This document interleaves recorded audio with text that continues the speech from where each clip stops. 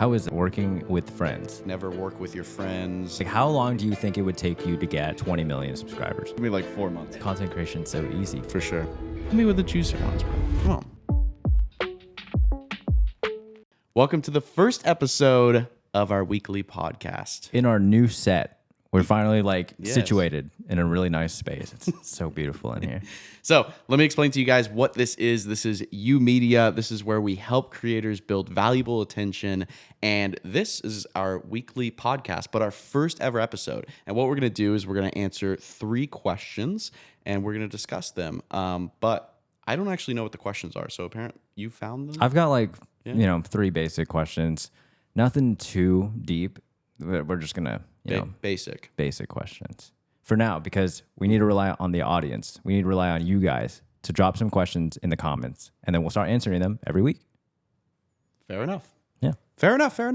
Should we do some introductions? Maybe there's some first-time listeners that don't know who we are. Okay, go ahead. Okay.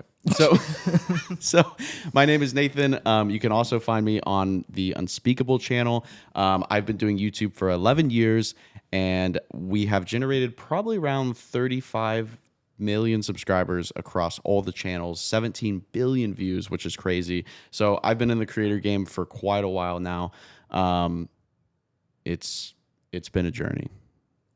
Maybe I should have went first because... First of all, I've never introduced myself as a creator before. This is really new to me. Okay, my name is Cedric. I go by Sedlam on short form content. I started uploading a few YouTube videos, and I've only been in the game for almost 2 years now, with 50,000 subscribers on YouTube.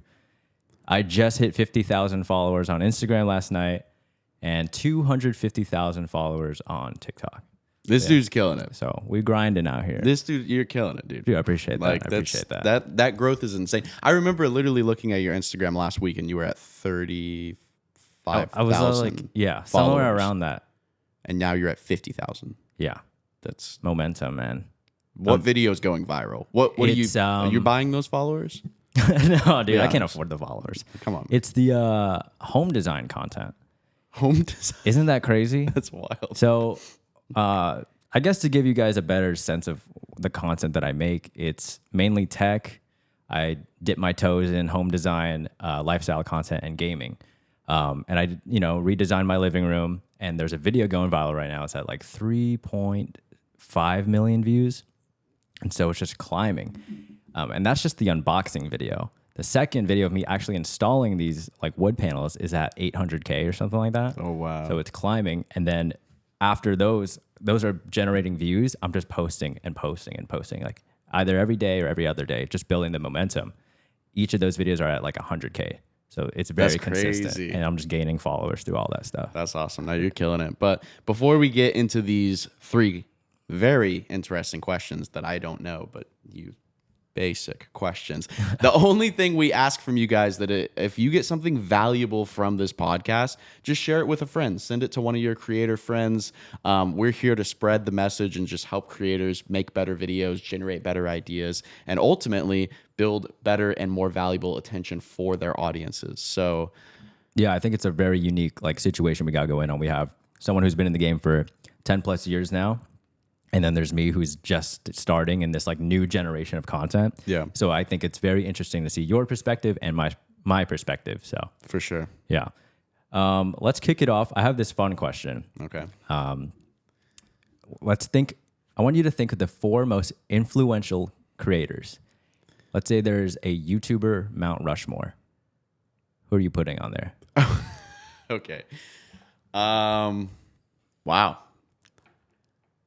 It's hard, right?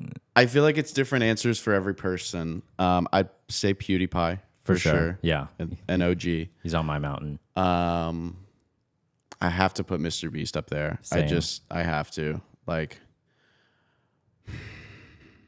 Casey Neistat. Dude, we are 3 for 3 right now. Really? Yeah. This is exactly what I would have said. Oh, man. What would be the 4th? Mine's, okay, my 4th one is very personal because this is one of my YouTube childhood heroes. It's Ryan Higa. Okay. So those are my 4. That would, yeah. I didn't watch too much of him. Yeah, he got me into YouTube. Like he was probably one of the first creators I've ever watched, and then just watching him grow until he stopped making content, it was like Yeah. crazy. Yeah, for me, my fourth would probably be, it was someone that I grew up watching, probably Captain Sparkles. Oh, an Yeah. OG Minecraft YouTuber. OG Minecraft YouTuber. I think he's still making still content pumping out too. videos today. Still making content. But yeah, I used to watch him grow. He was like one of the person. He's one of the one first of the people ones. that inspired me to start YouTube. So We need that Mount Rushmore content creator. You could do it at Boulder, bro. we could make it. We can make could a the creator rock. Mount Rushmore at Boulder Adventure Park, man. Tell everyone what is Boulder for those who don't know. So Boulder is a adventure park that we built. We pretty much, so it's really interesting how this whole story came along. Yeah. Well, first off, it's an adventure park where it has like slides and rock climbing and all kinds of stuff. And I'm an investor in it. And we opened it, I think, like a year ago. I think it's doing actually pretty well, like really, really well. Yeah. It's in this place called Epic Central. So it's in Dallas, and there's tons of other like amusement parks there. There's like a water park there. It's really cool. I've never like opened something like this, and I actually helped launch it as well, and the videos. Yeah, all the videos and stuff like that. So it's cool, but it was funny because a long time ago I wanted to open a trampoline park because we do so many trampoline videos. Yeah. So I remember I was like, okay, what if I buy a building and then put all the trampolines in it? And then I slowly kept going down the road of like figuring out how to get people to come to it. And then there were so many other people doing trampoline parks. You have like Urban Air, so many competitors and whatnot. And I got to the end of that road and I was just like, man, It's brutal. this is a lot of work. Like the insurance, the liability, the everything about it. I was just like, I should just make more YouTube videos. Like Just focus on that. And then like a year later, I had, this investor group reach out to me for the adventure park. And I was just like, wow, this is interesting because I wanted to do this. So Well, that kind of full like circle. that kind of leads into my second question is I do this at the office a lot. I guess to follow up, I work, I'm one of your videographers and editors, and that's how I started content creation too. But I'm at the office and I kind of like walk out of a meeting and I'll kind of just like think to myself, the company has grown a lot. So do you ever just like stop for a minute and just like look around and be like, wow, like we're building something pretty amazing here? No, you definitely have to because like present moments are so powerful. Yeah. If you think of like the present moment that we're in right now is the only moment that you can feel, right? Yeah. Like you can always think about the future and plan it, but it's not there. And the past has already happened. So why dread on it? Why think about it? You can't change it, right? Mm-hmm. So present moments are super powerful. I mean, yeah, I do sometimes. Everything moves so fast that it is hard to like take a moment sometimes because it's just like film this, review this, meet with this, do that. You know what I mean? Yeah. And my life has never been that way. So it's like, it just all speeds up so quick. But at the end of the day, I love what we do. We love like creating things. I love growing things. So it feels like I'm kind of always in that present moment, you know, like I don't know. It's very easy for me to get super excited about the future and all the things that we're going to build in the future. But I mean, you just got to live in the present because it's the only moment you have. Yeah, you know? Like exactly. It's just because like, I don't know. I just think back to like 3 years ago, the way we operated back then was rough, man, but it was fun. Like, in the moment back then, the way we operated, we're like, oh, dude, this is so efficient. Like, we're killing it. And then like you kind of just think about it, now we got different departments, we got different teams, we got like groups of editors in-house now. We have production assistants that we've been like begging for because the setup and cleanup is brutal. Like the teams in general are just expanded so much. So it's really crazy to see all that growth. Yeah, it definitely is. But the content needs it too. You know? I mean, our videos are getting bigger and bigger and bigger, and I think we're almost getting to a point where we have enough people where we can't actually hire more people for videos because me, Gabe, and James, the stars of the channel, only have so much time to film so many videos. Yeah, we can't like hire more talent. Yeah. So the only reason we would need to hire more and more people is if the videos get bigger and they take longer and longer to set up. But right now, I think we've kind of found that perfect balance. We have 35 employees right now. So we have like kind of that perfect balance where like they can only set up so much stuff, but we can only film so much stuff. Yeah. You know? How is that working with friends? Like over the past few years, this is leading to my third question. You know, you started the channel, obviously it's just you, and eventually you bring on James and Gabe, some of your best friends. How is it now that like the business has evolved so much? Is the relationship still like very friend driven, or has it become like a business relationship in a sense? I think it's still very friend driven. Yeah. I mean, it's definitely more business driven now too, because we do business together, you know, but like, I don't think it's hurt our relationship at all. Yeah. I think if anything, it's helped it because, you know, I'm able to help them grow in their lives as well, whether it's financially or whether it's, you know, like relationship wise, like working with teams and building bonds or whatever it might be, or career wise, right? Because they're building incredible skills to learn how to, you know, develop content, work with teams, and like they've seen the team grow from the beginning too. So like watching a company grow like that, like It's insane. they're building really, really good. We're all building like really, really good skills, skills that can't really be found in many other places or industries. Yeah. So I don't think it's really affected our relationship at all. If anything, I think Just it's made it made it stronger. I think it has made it stronger, like That's for awesome. sure. But yeah, I do see a lot of people that say like never work with your friends, and you know, like I don't know, that stuff just doesn't really make a lot of sense to me, because I feel like if you do work with your friends, you have a better understanding of who that person is versus you working with someone random. And it takes so much time to build a good friendship too. Yeah. Like you can't just build a good friendship after like a couple, you know, dinners with someone. Like it takes years to build like a really solid friendship. So, you know, our friendship was already started. It was already strengthened by those years of memories. So when we were able to start making content together, you could see it in the content too. You could see our friendship come out because we've already known each other for so long. And I think that's super important because we made content together. I think it would have been a little different if we were in a different industry. Like, let's say we were selling cars. Yeah. You know, like that's like, yeah, that relationship still matters, but it's just different because we're on camera. So our personalities have to align. We got to be able to tell each other jokes, you know, make fun of each other. Like, and you just can't do that unless you've been friends for a long time. Otherwise, it's just weird. Was there any skepticism to hire them on? Or was it like you just kind of had them in the videos at first, right? Just for fun. And then you're like, okay, maybe I got to start paying these guys. Yeah. I mean, it was kind of, from what I remember, it was just kind of like, It just happened. yeah, I was just like, yo, you guys want to be in some videos? And they were like, sure. Sure. You know, and we didn't really set up anything. Like, it just kind of happened. I was just like, oh, can you like, you know, go do this prank, or like, can you help me film this? Or like, you know, it wasn't like we had a formal agreement and I was like, okay, I need you to be here for 3 days a week. You know, eventually it did turn into that. But like in the beginning, It was very natural. Yeah, it was very natural. James was your first cameraman. Yeah. Good times, huh? Yeah. James was literally my first cameraman. It's Yeah, cool to see the way everyone has evolved in their roles. Like I started as a photographer for the company.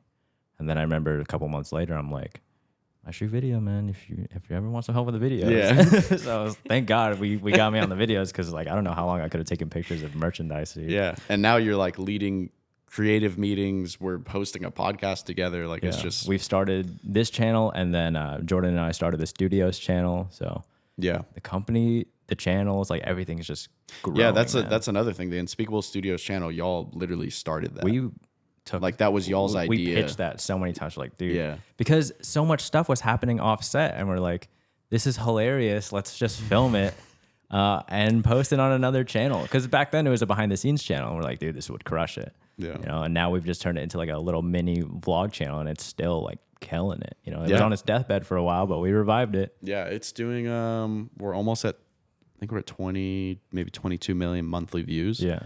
which is crazy. If you see the growth on this channel in the beginning of this year, bro, the beginning of this year, we were at 3 million monthly views. Now we're at 22. That's insane. In the course of like 6 or 7 months. And there were times where we would just upload like twice a month just because like the vlogs were so busy. But then again, it just goes into hiring more people. Like me and Jordan aren't just the only cameramen anymore. We got 2 more.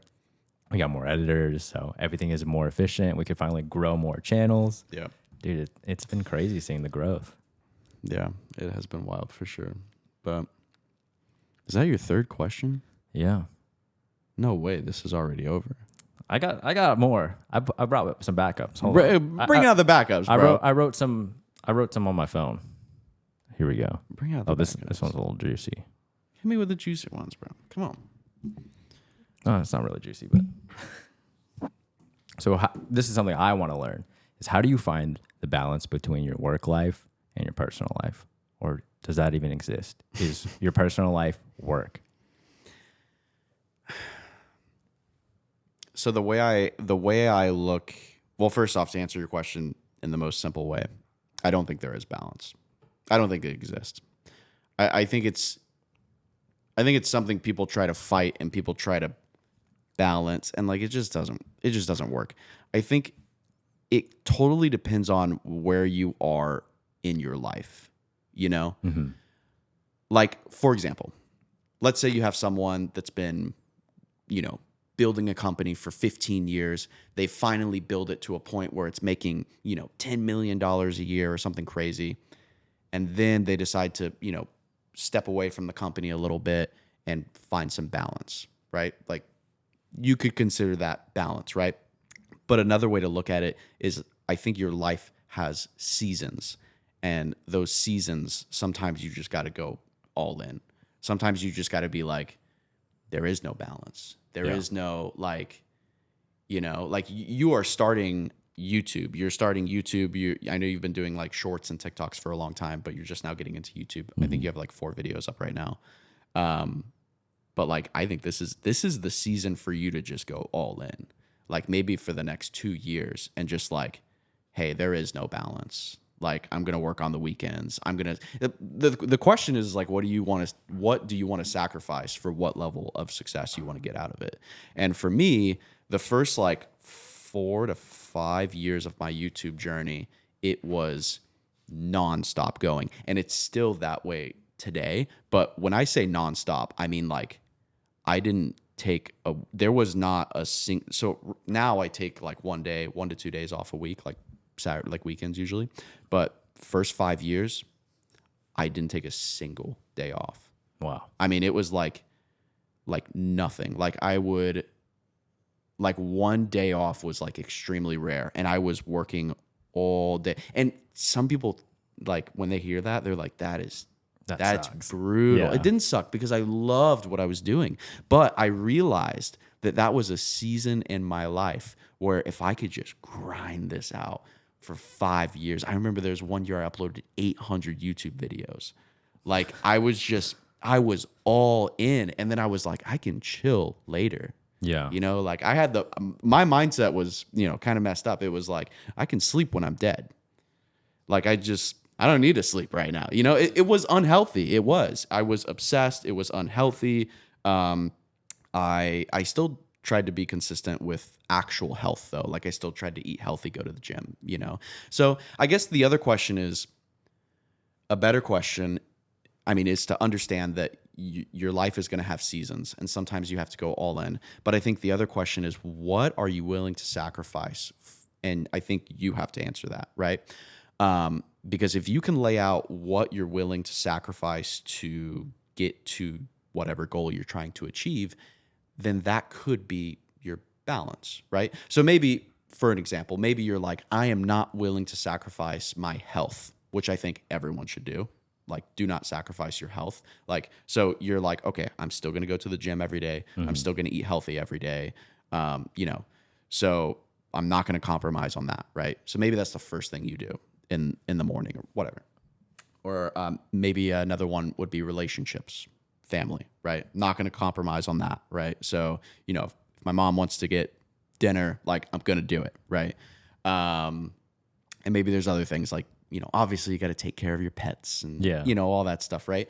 But I think like people expect life to just be this well-balanced thing, and it just doesn't exist. I've never believed in that. I don't think that exists. I think maybe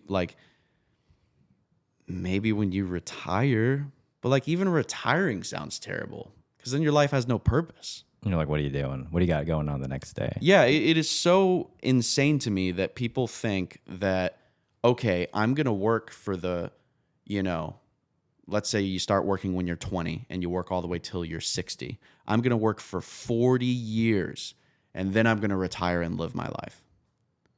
Or you could grind for 5 years, hardest work you could ever put in, and then you can rest whenever. Yeah, or you could just live your life the entire time. Exactly. Like, you know, like, but you really got to understand that your life has seasons, right? And when you're into, let's say you're going to go into a season of grind mode and you're like, all right, for the next year, this is what I'm going to do. I'm going to upload 300 videos. I'm going to post 300 shorts. Every single video is going to get better and better and better, right? And then you just lay out the things that you're like, okay, I'm not going to sacrifice on my health, my friendships, and my relationships because I don't want to lose those. And then just forget about everything else. Like I lost a ton of friendships when I was in that grind zone. I could count my friends on one hand. That was it. But before that, I had a lot of friends, and I also had a lot of people that were in the YouTube space that would always want to hang out with me. Hey, let's go do this. Hey, you want to come out to LA for this party thing? And I just would never do it because I'm like, I wouldn't care to build relationships with people. I wouldn't care to network with people because I just told myself that if I get insanely successful at YouTube, then those relationships and that networking will just come to me. Yeah. You know, like let my success speak for itself. Let the people be attracted to me versus me trying to build these, you know, relationships and network with these people. Like, you know, that was just kind of it just made sense to me. So nonstop grind, essentially. Yeah. I mean, you just got to look at like, I don't know, like what season of your life are you in? And I think the biggest question is just like how bad you want it. Yeah. Because like, if you want it bad enough, like you're going to figure out a way to get it. It's true. At the end of the day, you will. Like you just will. And if you want it bad enough, you're going to set the goals. You're going to make the content. You're going to do the hard things. You're going to learn the lessons, make the failures, whatever. You know, it's just how bad you want it. So after your season of grinding, imagine your channel just disappears. And it's today's time. So you started back then in like 2012, right? So imagine restarting from zero. How would you do it to get back to where you were? Restarting from zero. Yeah. You're saying all channels wiped out. Like right? now, like today. Like in today's time. Like right now. Yeah, with all the resources that YouTube has to offer nowadays compared to what they had 10, 12 years ago. Like what would you do differently? How would you grind it out differently? Because I feel like there's so much more opportunity and it's so much easier to grow on social media these days. Wow. All the platforms that are out now, all the different like forms of content, long form, short form. Yeah. How would you reach 35 million across, or maybe just one channel hits 35 million? You know? Yeah. I mean, I'm assuming I still have all my knowledge, right? Yeah. So okay. We're starting. Yeah. Gotcha. Wow. Tough one, huh? Dang, if I have all the knowledge I got right now, dude, it's freaking game over. Like, it's game over. It's like, I wish I could go back in time with all the knowledge and, you know, like invest in Bitcoin properly or something. Yeah. If I had all the knowledge that I have right now from YouTube and all my channels got reset to zero, I mean, I would obviously do what I know. Yeah. You know? That's crazy just to think about it. There's just so many things that are coming to my head right now. I'm almost like... You also don't have a team anymore. Oh, okay. So this is all you, okay, dude. so it's all me. Like I'm editing my own video. You're editing your own videos. You're setting up. You're cleaning up. Like how long do you think it would take you to get 20 million subscribers? Well, that's unfair because you're not even at 20 million on the vlog channel. 1 million. I think I could do it in a year. Probably under a year. Yeah. I feel like we see that a lot these days. Like, I'm very confident I could do it in under a year. So what I would do... So the first thing I would do is obviously identify what content I'm going to make and what type of audience I'm going to make it for. So what's my content? What's my audience? Audience comes first. Once I define what the audience is, then I can figure out what kind of content I'm going to make for this audience. The next thing I would do is I would research the entire market and learn every single creator that is in that market. Let's say the market is tech. I would find every single active tech YouTuber or Instagrammer or TikToker that was making content, and I would build an entire database of everything they've done. I would figure out how many videos they have, what are their most popular videos. I would figure out what are they uploading, what videos have gone viral in the past year, what are their strategies. I would break down like why do their videos get so many views? Is it because they're funny? Is it because they get the tech before anyone else? Is it because what are all the reasons? And then after that, I would develop a strategy for how I would be completely different from them. Because the only way you're going to stand out is if you're different. You just can't copy other people and expect to stand out. Like, that just doesn't even make any sense, right? Yeah. Our entire life, we are trained to follow the leader in terms of making things better or faster. It's like, oh, that dude did a really interesting video. I'm going to do the same thing, but I'm going to make it better. I'm going to tell a better story, right? Wouldn't even do that. I would just do it completely differently. How can I do it completely differently? If this dude is filming tech videos and he is sitting in his office, can I make the craziest tech review videos ever? Can I do them in a subway? Can I do them racing around a track? Like what could I do? I would just start throwing out that would be my next step, is brainstorming, throwing out hundreds of ideas. Even if they're stupid, just get them out there. Let's just build a huge spreadsheet of 1,000 video ideas on how I can be different from these creators and stand out. The next thing I would do, or I guess this would be a part of the brainstorming process, is I would figure out my categories of content that I'm going to create. Every channel has its categories.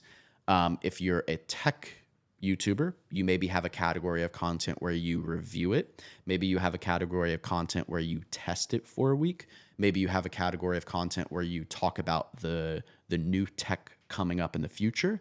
So I would build out these categories that I think are special, and then I would try to plan all the videos around those categories. So like for the Unspeakable channel, we have a category of me surviving on things. We have a category where we build things. Like, we built the world's biggest Lego house. We are about to build the world's biggest cardboard house, like stuff like that. So I'd figure out those categories, and that's how I would organize the ideas. Then I would just start picking the ideas that I think are the most interesting. It's kind of hard to figure that out till you start putting them out there and just seeing what sticks. But I would pick the ones that I think are the most interesting or the most different from most. I would also focus, I would probably focus 80% of my time on long form, 20% on shorts. Interesting. And I think a lot of people would probably do the opposite. Yeah. Especially in today's time. Yeah. But at the end of the day, long form makes the money, and long form is also more difficult. Yeah, I know. It's more difficult to make a long form video. It's more difficult to build long form audience and viewership. But I like to do the hard things first. Yeah. And doing those hard things first and focusing more and more time on that is going to build a better relationship with all the viewers. You really can't build a super, super dedicated audience on short form. You can. It's possible. I'm not saying it's not possible. It definitely is. It's just a lot more difficult. And people are going to be way more engaged in a 10-minute video. They're going to be way more interested in a longer video than they are in a 30, 45-second video. And they're just going to keep scrolling,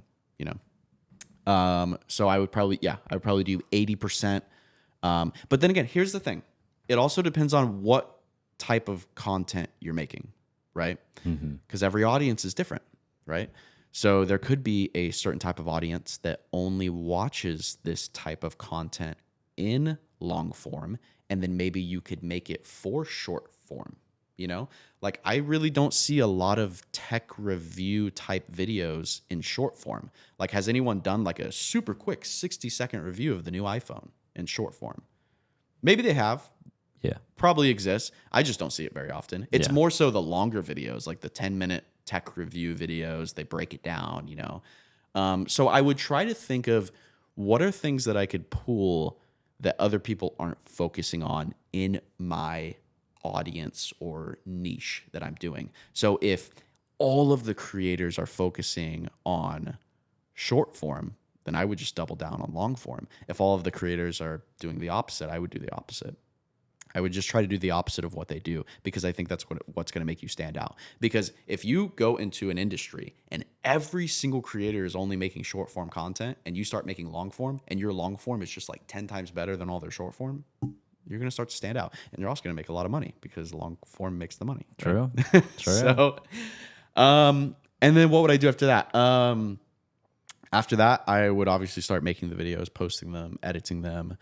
That would be a grind. I haven't edited a video in like 6 years. So do you think that if you were to edit a video in today's like YouTube ecosystem or whatever, how long do you think it will take for you to edit to your liking these days?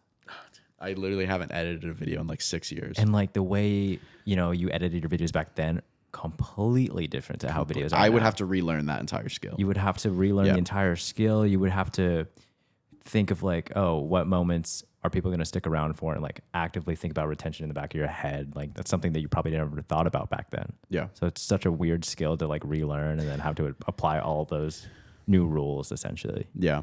Yeah. I mean, that would be difficult, but it's, I think the other stuff is more difficult. Yeah. I think, you know, learning how to edit, it's not hard. And I used to know how to do it. So, and I still have some basic knowledge of it. So I don't think it'd be that hard for me to pick it back up. But yeah, it's been like 6 or 7 years since I've edited a video. We should have you edit one of the media channel videos. 3 cameras, 2 mics. You're gonna have to give me like 4 months. Could you imagine? But yeah, I mean, that's probably what I would do. I would just really, the biggest thing I would focus on is just creating the most unique, best ideas. Because I mean, ultimately that's the way you're going to stand out. That's how I blew up my first channel, you know, 7, 8, 9 years ago. My best ideas went viral. My most unique thumbnails that didn't look like anyone else's thumbnails went viral. You know, and the only way I figured out what went viral was just through trial and error, just doing it again and again and learning and learning and learning.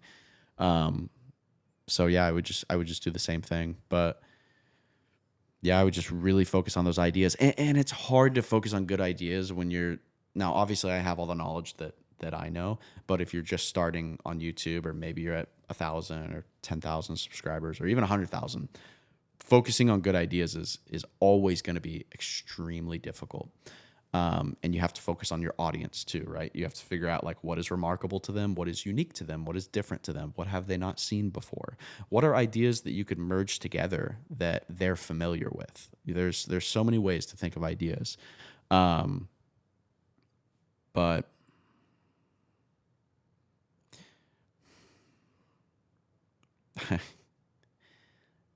I think the next thing I would do would just be, I would take it very seriously.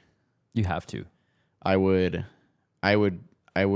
not come out of my cave for You'd an be in the entire season. year. You'll be in the season. I'm serious.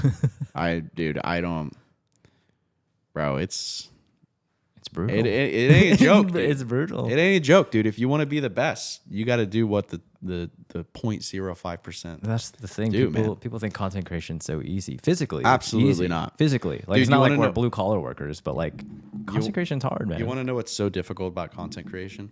You have to, well, first, there's no competition, right? Well, okay, there is competition, but in reality, you're not directly competing with someone. Like football. If you play football, you can study an opponent, you can figure out where he's going to run, you can figure out how he's going to throw the ball, right? Mm-hmm. And you can get better off that. I can't study other creators. I have no idea what they're doing. It's not like we're directly facing off each other, right? So I always say like I feel like being a creator is kind of like playing golf, when you play golf, you don't directly face someone. It's like playing yourself in a mirror. Like you don't even know what's coming next. So it's incredibly difficult. So that is the first thing that makes being a creator difficult. The second thing is you have to learn how to entertain an entire audience, right? So you have to tell stories. You have to, build emotions. You have to learn all of these things that people in Hollywood study for years and years and years. So you have to do all of that. The next thing you have to do is you have to learn how to be an advertiser, because you have to package your videos very well. Titles, thumbnails, intros, hooks. You have to, so you got to learn how to be a great writer, and you got to learn what is unique things to that audience. And the next thing you got to do is you got to do all the work to make it. You got to edit it. You got to film it. So you got to know about cameras, microphones, audio. You got to know about all that stuff, right? And then you got to be an interesting person, because no one's going to watch your content if you're not interesting. If your personality is not good, or you're not funny, or you're not interesting, like people are just going to click away because they're like, why am I watching this? Yeah. You have to do all of those things. And you have to be an entrepreneur. You got to know how the business works. And too. you have to be an entrepreneur, and you have to figure out how to make money so you can pay for your mics and your cameras and your props for your next video. It is insane to me that anyone thinks like being a creator is easy. It's not. Like it is like I kid you not, it's probably one of the most difficult jobs on the planet. There is, I don't remember the exact statistics, but there is like, I think that there's 2 million YouTube channels that have over 10,000 subscribers. And then there's like 30,000 YouTube channels that have 1 million subscribers, but there's only like 1,000 or 900 YouTube channels that have 10 million or more subscribers. So basically, if you want to go from 10,000 subscribers to 10 million, you have a 0.05% chance. Wow, geez. So you have to do what the 0.05% of creators do to hit 10 million subscribers. That is insane. You have to really figure out how to stand out, how to be different, really how to build an audience, how to be an entertainer, how to, like, it's just like, it's so many things, right? And I say this not to scare people away or scare creators away, because if you believe in yourself, you can do it, because I did it. Was it the hardest thing I ever did? Yes. And I feel like I'm just getting started too. Like this is just the beginning of my journey as well. But it's like you just keep going. And the thing about being a creator is you build momentum. And momentum, once you have it going, is really hard to stop. So if you're a creator and, I'm building it right now. I'm trying to build upon it right now. You have momentum right now. You just had some viral videos on Instagram. Mm-hmm. Why would you stop? Exactly. You're not going to stop. Nope. Why would you stop? You have that momentum going for you. You've hit a couple of really good goes, and you're just going to keep going, right? So that momentum behind you is very powerful. It's that force that is helping you push through and just keep going. But yeah, I mean, at the end of the day, like I said earlier, the people that want it bad enough are going to get it. They're going to figure out a way to get it. The best creators in the world are people that just truly love creating. I truly loved creating, and I think that's what got me to this point. I think if you, are a creator for other reasons, like you're just like, I just want to sell people things. I don't really want to create. Like, you're just never going to be. I mean, sure, maybe you might get 100,000, 500,000 subs, but you'll never be 10 million plus. So, I also think like you have to dedicate your entire life to it. Like it becomes you. It's a commitment. That's who you are. That's who you're going to be identified as. That's all you're going to talk about. That's all you're going to know. It just becomes an obsession. But at the end of the day, I love what I do. I wouldn't trade it for anything. So it's not a bad thing. Content creation is hard, but it doesn't have to be. And that's what we're going to teach you guys here on the U Media channel. So to close out, make sure you guys drop questions, and we're going to answer them next week, right? Let's do it. Any questions you guys got, please drop them below. It could be anything. It could be difficult questions. It could be if you're a creator struggling with something. I don't care what it is. Let us know. We'll dive into it. We'll talk about it. We'll address them. We are really just here to help you guys. Even if it doesn't have to do with being a creator, maybe you're like, man, I'm a creator, but I'm struggling with this over here. Like it could just be like maybe you don't believe in yourself. Maybe you're a creator and you're really good at being a creator, but you're really terrible at being disciplined. And so whatever your question is, don't be afraid to ask. Drop them down below. We're gonna figure out the best ones, the most interesting ones, and we'll talk about them. All right. Bye. Bye.